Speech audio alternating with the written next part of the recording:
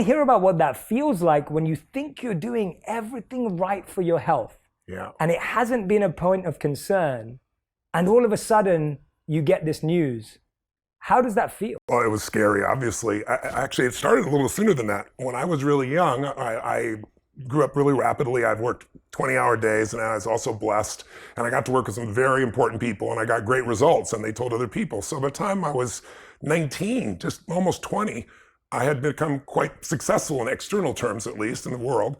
And some part of me was, the mechanism in the back of our head, that 2 million-year-old brain, right? The fight or flight mechanism.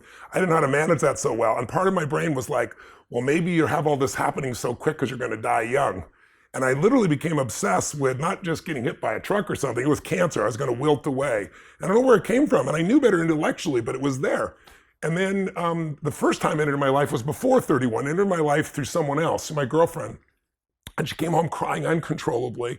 And Jay, I mean, she was like, what is it? What is it? My mom, and then my mom has cancer. And then even worse, they gave her 9 weeks to live. They just sent her home.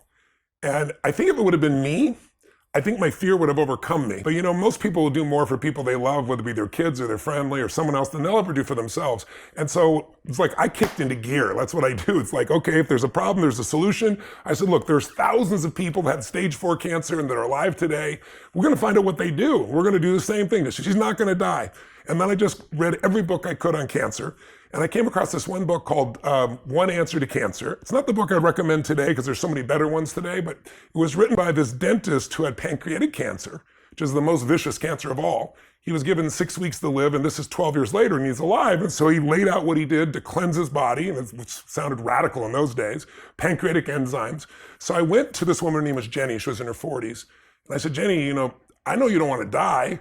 I said, but just going home and do nothing, why don't you read this book? This guy was in worse shape than you, and see if you wanted to apply this. And she read it and she got inspired. And I gave her As a Man Thinketh to kind of work on her head a little bit. Anyway, long story short, within about 3 weeks, she had a tumor that was protruding in her shoulder and then one in her feminine organs.